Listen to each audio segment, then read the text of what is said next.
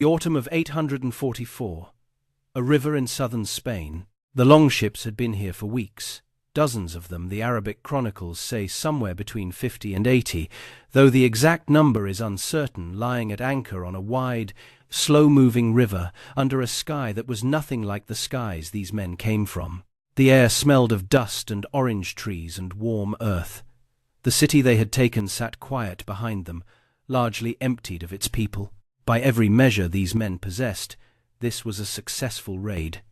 They had sailed farther south than almost any Norse fleet before them. They had taken a city that mattered, one of the most important cities in a wealthy empire. They had gathered what they came for. The next step in the pattern was simple: load the ships and leave. According to the Arabic sources that recorded what happened next, the first things that caught fire were not buildings on the shore. The first things that caught fire were the ships. Here is what makes the battle at the river Guadalquivir worth examining closely 8 centuries later. It is not simply the story of a Viking raid that failed. Raiders fail. That happens. What makes 844 different is this: the men who sailed into that river were not reckless or incompetent. They were following a strategy that had worked, with almost no exceptions, across every coastline of Europe. They did everything the way they had always done it. And they still lost comprehensively, in a matter of hours, to an opponent that most people today have never heard of. The title of this video says they invaded the wrong empire. That's not a dramatic flourish. It is a precise description of what happened and why. To understand it, you have to understand who these men were at the peak of their power and what they sailed into when they turned south towards Spain. If that kind of history interests you, stories that rewrite what you thought you already knew, this is the full account. We'll go through the sources from both sides, the terrain, the decisions, and the moment when a perfect strategy met the one environment it wasn't built for. But to get there, you have to start with the men on those ships. And you have to understand why. Until the autumn of 844, they had almost no reason to expect anything to go wrong. In the middle of the 9th century, a Norse raiding fleet was the most mobile and most feared military force operating on the Atlantic coast of Europe. That is not an exaggeration. It is the conclusion you reach when you look at what they were doing and what their opponents could do in response. The logic of the Norse raiding system was built on a single structural advantage: speed. A longship, the flat-bottomed, shallow-drafted vessels these fleets used, could cross open ocean, negotiate rough surf, and sail directly up a river while still carrying 40 or 50 armed men. It drew so little water that it could navigate stretches of river that were completely inaccessible to conventional vessels. It could be beached on a riverbank in minutes. It could be turned around and back in the water almost as fast. What this meant in practice was that a Norse fleet could appear at a location that no one considered particularly vulnerable: a city 50 miles up a river, a monastery on a tidal estuary, a trading port on a delta strike, before the local defenders could organize a meaningful response, collect whatever they came for, and be gone before any larger force could arrive. Speed was the entire weapon. The ships were not just transportation. The ships were the reason the strategy worked at all. And it had been working for a long time. Since the last decade of the 8th century, Norse raiders had been operating along the coasts of Ireland, Scotland, and England. By the early 9th century, they were a persistent and increasingly organized presence on the rivers of what is now France: the Loire, the Seine, the Rhine. These were not random acts of individual violence. They were systematic, strategic operations targeting the wealthiest locations on the continent with a precision that the local kingdoms struggled to counter. The Frankish Empire under Charlemagne and his successors was one of the most powerful political entities in Western Europe, and even it found the Norse raiding fleets extremely difficult to stop because the fundamental problem was timing. By the time a Frankish army could assemble and march to where the attack was happening, the ships were already gone. So by 844, the men who commanded these fleets had an enormous base of evidence telling them their system worked. It had worked against the kingdoms of Ireland. It had worked against the kingdoms of England. It had worked against the Frankish Empire. It had worked on the Seine and the Loire and the Rhine. It had worked essentially everywhere they had taken it. What changes when something works everywhere? You stop questioning whether it will work somewhere new.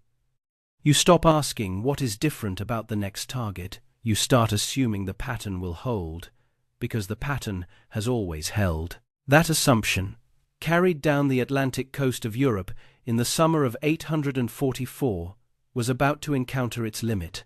Now, before we go any further south, there is something you need to understand about the empire these ships were sailing toward. Because if you have a standard Western European education, there is a reasonable chance you were not taught this in any real depth, and the gap in that education matters for understanding everything that follows.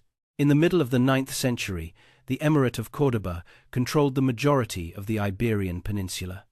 It was not a minor kingdom on the margins of the known world. It was one of the most sophisticated and administratively capable political entities on the continent, arguably the most sophisticated, by several important measures.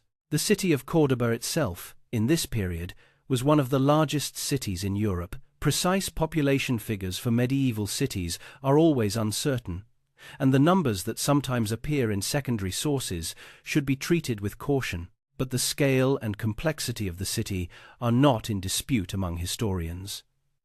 Córdoba had functioning aqueducts, it had street lighting, it had a medical community, a legal system, a commercial infrastructure, libraries, and a tradition of scholarship that would eventually transmit significant portions of Greek and Roman intellectual heritage to the rest of Europe at a time when much of that heritage had been largely lost in the West.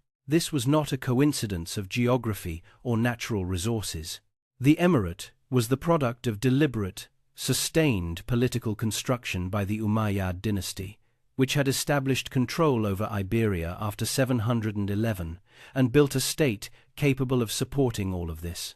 The military component of that state, the forces Abd ar-Rahman II could call on, included a standing professional army, the Jund, composed of Arab and Berber cavalry and infantry with decades of real combat experience against the Christian kingdoms to the north. These were not levies assembled in an emergency, they were paid professionals, with equipment, with training, with commanders who had actual experience organizing military operations. When a Norse fleet appeared in the waters off the Iberian Peninsula in 844, it was not sailing toward an undefended stretch of rural coastline. It was probing the edge of one of the most capable states in the Western world.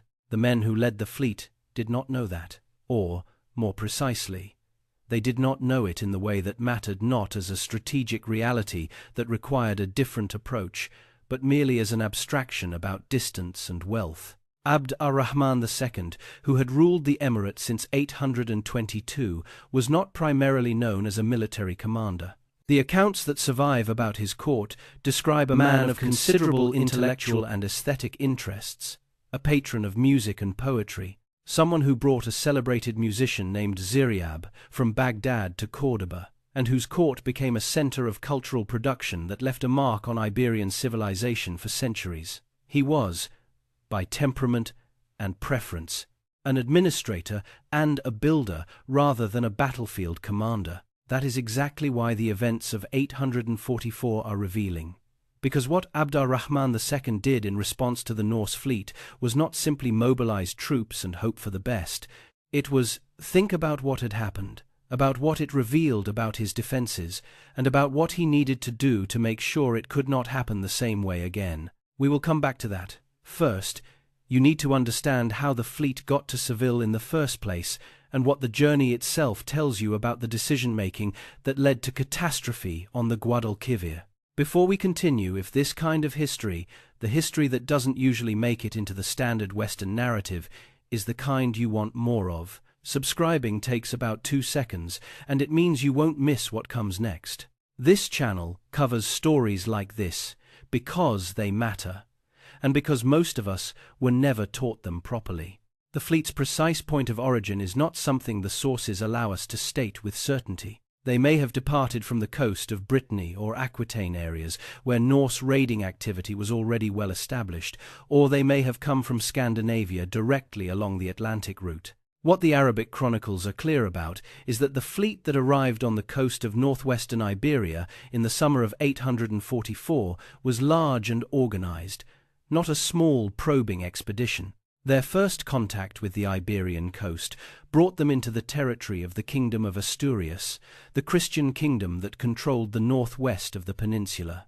Asturian chronicles suggest there was some resistance to the Norse presence in this region, and the raiding in Galicia was met with pushback of some kind. But the northwest of Iberia, in the 9th century, did not have the military depth to stop a large fleet decisively. The Norse continued south. This continuance is worth pausing on. Every step of the voyage south was a confirmation of the strategy. Galicia had not stopped them. The coastline was proving navigable. The targets were rich. The pattern was holding. There was, from inside the perspective of the fleet's commanders, no compelling reason to reverse course. The fleet reached Lisbon, called Usbuna in the Arabic sources, sometime that summer. Lisbon was not a Asturian city. It was an Umayyad city, a significant port under the administration of the Emirate of Córdoba. The Norse attacked it. The Arabic sources record that the attack persisted for several days before the fleet moved on. Here is what happened at Lisbon that the men on those ships could not see. The defenders who resisted them did not cease to exist when the fleet departed. They did not dissolve. They were part of a system with communication lines running east to the administrative center of the empire. When the Norse fleet sailed past Lisbon and continued south, the information about what they were and what they were doing was already moving ahead of them through channels they had no awareness of. Somewhere east of the Atlantic coast, in the city of Córdoba, word was arriving about what was happening on the western shore of the Emirate. A fleet of northern raiders of a type no one in the administration had encountered before. Moving south, taking cities and moving on. The men on the ships did not know this was happening. In every previous operation they had conducted, local defenders were the entire defense. If you could get past the local defenders, you had achieved your objective. The idea that local resistance was only the surface layer of a much deeper structure, that the local defenders were not the point, that overcoming them simply meant the point was still to come, had no place in their operational experience. It had never come up before. They continued south. They rounded the southwestern corner of the peninsula, and they turned into the mouth of the Guadalquivir. The Guadalquivir is a long river. It rises in the mountains of Jaén, in the southeast of Spain, and flows southwest for roughly 500 kilometers before reaching the Atlantic. In the 9th century, it was navigable by longship from the coast to well past Seville, a distance of roughly 80 to 90 kilometers from the river's mouth. Flat-bottomed longships with shallow drafts could manage that water without difficulty. From the perspective of the fleet's commanders, the Guadalquivir was a familiar type of opportunity. They had exploited exactly this kind of river on the Seine, on the Loire, on the Rhine. A navigable river leading to a wealthy inland city was not a hazard, it was the entire model. There is one feature of this model that worked in every previous application, and that was about to fail in the most consequential way imaginable. On the Seine, on the Loire, on the Rhine, if things went wrong, if the local resistance was stronger than expected, if an army appeared on the horizon, the fleet could turn around. The river led back to open water. Open water led away from the threat. Speed, the fundamental advantage of the longship, remained available right up to the moment of departure. On a river, your exit is your entrance. There is no other way out. And if someone controls the exit before you reach it, speed cannot save you. The fleet entered the Guadalquivir in the summer of 844. They moved upriver towards Seville. In Córdoba, roughly 140 kilometers to the east of Seville, Abd ar-Rahman II now had enough information to understand that something unprecedented was occurring on his western coast.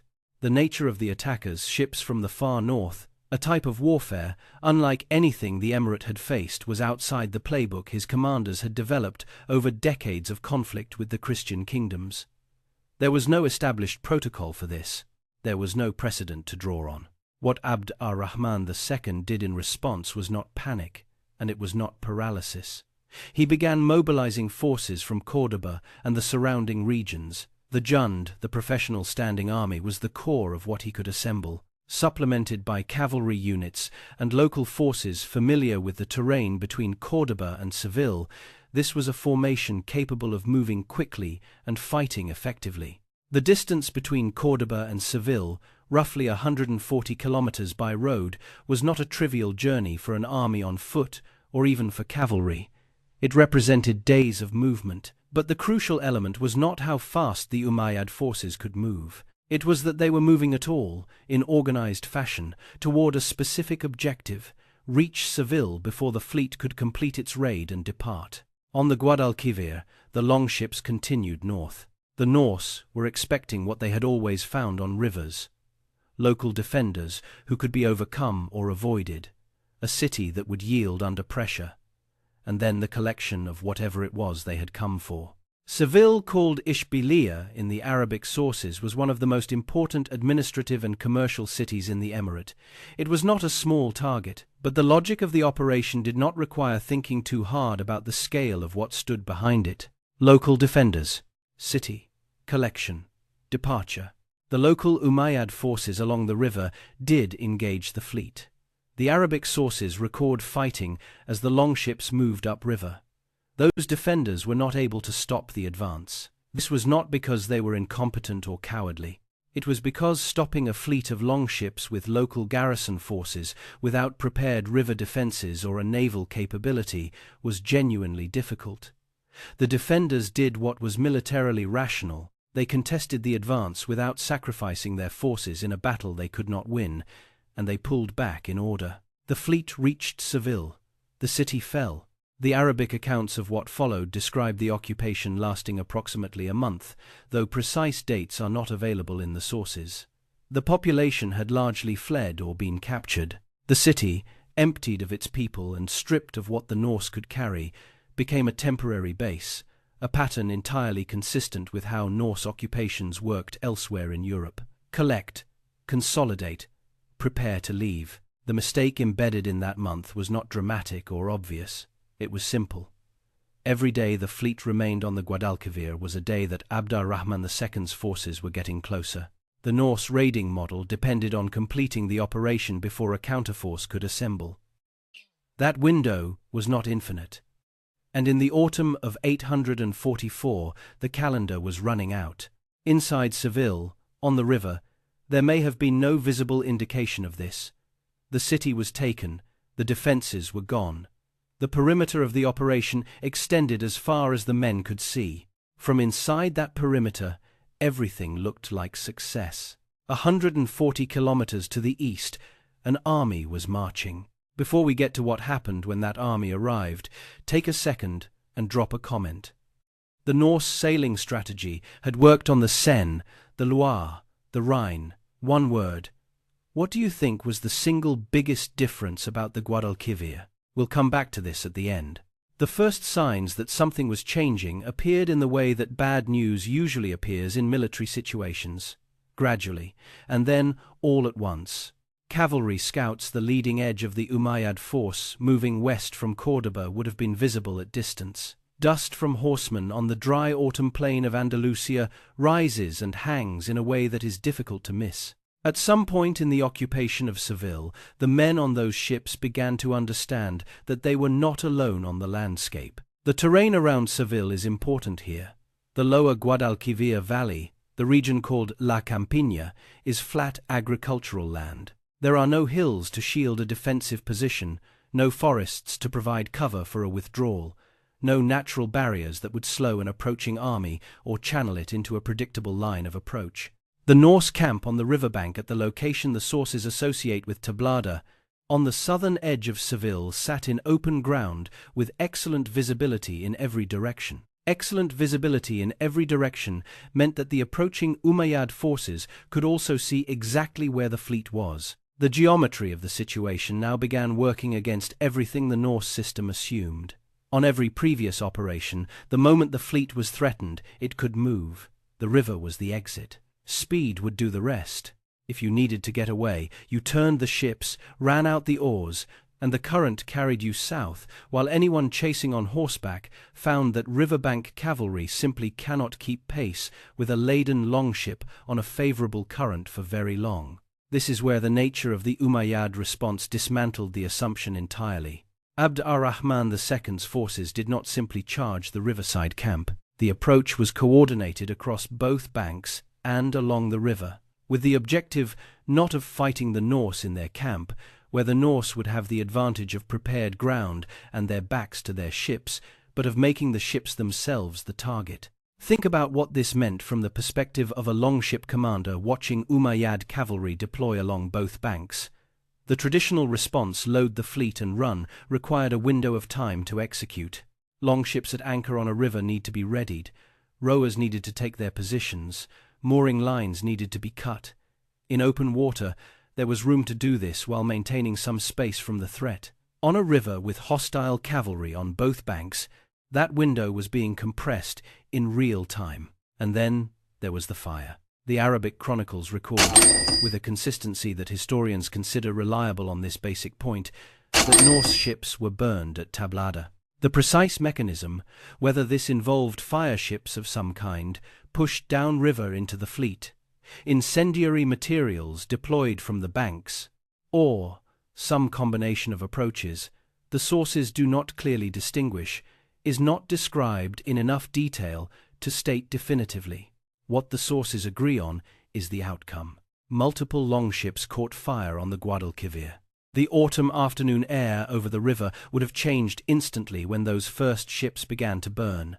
Wood burns with a specific smell, sharp and heavy, and a longship is a great deal of wood. The smoke would have been visible for miles. The sound of burning timbers, of the superstructure of vessels built to last decades consumed in minutes, is something that carries across open water with a clarity that cuts through other noise. For the men on those ships, the fire was not simply a material loss, it was the termination of the only thing that made their position survivable. A Norse warrior, in a battle on land or at sea, has options. He can fight his way through, he can withdraw to regroup, he can choose the moment of commitment. A Norse warrior whose ship is burning on a river, with cavalry on both banks and no open water within reach, has none of those options. The ship was not just the means of getting here, the ship was the entire plan for getting home. The battle at Tablada was not a prolonged engagement.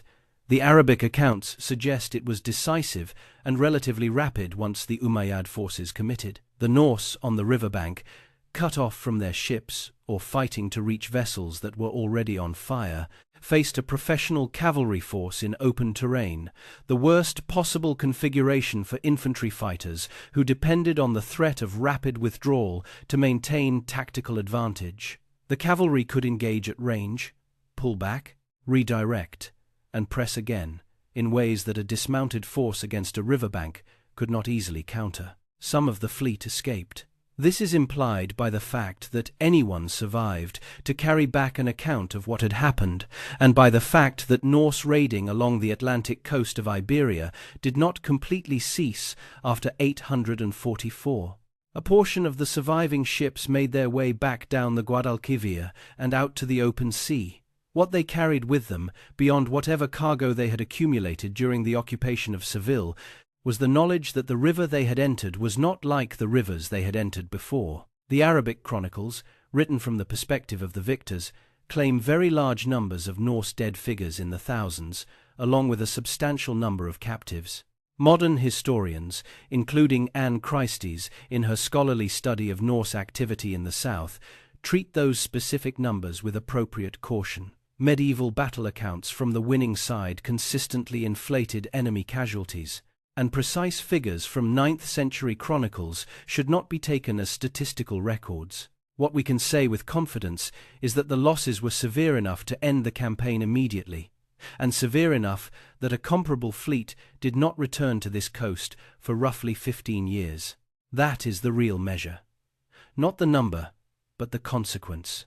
Seville returned to itself slowly, the way cities always do after something violent and disorienting passes through. The population that had fled during the occupation began to come back. The administrative functions of the emirate that had been disrupted resumed. The normal commerce of a major river city reasserted itself in the days and weeks that followed, because cities are remarkably persistent things. They absorb catastrophes that would end smaller human endeavors, and they continue. Abd ar-Rahman II entered Seville in the aftermath of Tablada not as a triumphant conqueror, but as an administrator with a problem that had just been vividly demonstrated. The Norse had gotten here. They had sailed up the river that ran through the heart of his territory, occupied one of his most important cities, and done so because the Emirate had no effective means of stopping them on the water. The victory at Tablada had addressed the immediate emergency. It had not addressed the structural gap in his defenses that allowed the emergency to occur. What he did next reveals the quality of thinking that distinguished this particular ruler. The first response was the obvious one. He ordered work on Seville's walls. If the city was going to be a target for this type of attack, the city needed to be harder to hold against whoever came for it next time. That was the defensive infrastructure response, and it was appropriate. The second response was the one that had longer consequences. He ordered the construction of ships. The Emirate of Córdoba before 844 did not have a significant naval force of its own. This had not mattered very much until the summer of 844, because the threats the Emirate faced from the Christian kingdoms to the north, from internal political pressures, were land-based threats that a land-based military could address. The Norse had revealed a category of threat that the existing military structure was not designed to counter. Abd ar-Rahman II's answer was not to simply improve the land response, but to build the capability that would address the threat in its own domain. Shipyards at Seville and Algeciras began producing warships. It was not an instant transformation. Building a naval force from limited precedent takes time. But the decision was made, the resources were committed, and within the following decade, a Umayyad naval capability had begun to take shape in the western Mediterranean and Atlantic. The third response was the strangest, and in some ways, the most telling. Abd ar-Rahman II sent an envoy to meet the Norse. The man he chose for this mission was named Yahya ibn al-Hakam al-Bakri, known in the historical record by his nickname Al-Ghazal, the Gazelle. He was a poet.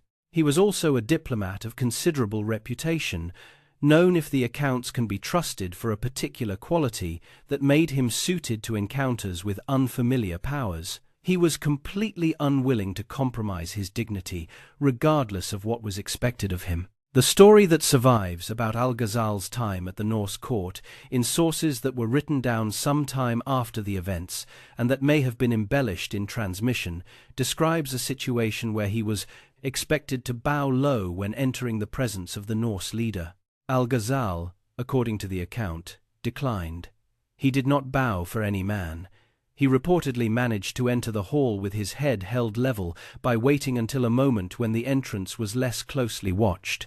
Whether this specific incident happened precisely as described is a question historians cannot resolve with certainty. What it communicates about the kind of person Abd ar-Rahman II selected for this mission is clear enough. Someone who would go into an unknown situation with an opponent no one in the Emirate fully understood, and return with accurate information rather than either an exaggerated account of danger or a falsely reassuring report. The precise timing of Al-Ghazal's mission is a point of some scholarly debate. Some researchers connect it directly to the aftermath of 844. Others argue for a slightly later date. We cannot place it with certainty in the immediate year following Tablada. What is clear from the sources is that the mission happened, that it was connected to the context of Norse activity on the Iberian coast, and that Abd ar-Rahman II wanted to understand who these people were, not just repel them. That impulse curiosity about the enemy, rather than simply the desire to destroy them, is worth sitting with for a moment. Most rulers who survived a military shock of the kind the Norse delivered in 844 would have been focused on the immediate material response. More soldiers, stronger walls, better warning systems. Abd ar-Rahman II did all of that. He also sent a poet to have a conversation. In the years that followed Tablada, the Umayyad naval force that he had ordered built began to matter. The Norse did not disappear from the Atlantic. In 859, roughly 15 years after the events on the Guadalquivir, a larger and more ambitious Norse fleet entered the western Mediterranean and conducted raids along the coasts of Iberia and North Africa. The sources describe this as a substantial operation involving more ships and broader ambitions than the 844 expedition. This fleet encountered something that no comparable Norse force had faced in this part of the world before: organized naval resistance. Umayyad warships, operating out of the ports that Abd ar-Rahman II had ordered developed in the years following 844, engaged the Norse fleet in the Strait of Gibraltar and along the Algarve coast. The Arabic sources record significant Norse losses in these naval engagements. The 859 expedition did not achieve what its commanders had intended. It withdrew from the western Mediterranean with losses. There is a direct line between the burning ships at Tablada in 844 and the naval force that was waiting for the Norse in 859. The time between those events is exactly the time it took Abd ar-Rahman II's decision to become a military reality. The consequence of the battle was not just the battle. The consequence was the restructuring of the Emirate's military capacity to address the vulnerability the battle had revealed. There are a few things that tend to get misunderstood about the events of 844, and it is worth addressing them plainly. The first is the idea that the Norse were simply reckless or arrogant to raid as far south as they did. They were not. Every step of the campaign south from Brittany had been consistent with sound operational logic based on their experience. The strategy was not flawed in the abstract. It was misapplied to a context where one of its critical assumptions that local defenders were the entire defense was false. That is a very different kind of failure from recklessness. The second is the assumption that the Emirate of Córdoba was a minor historical footnote, a regional power on the margins of the real story of medieval Europe.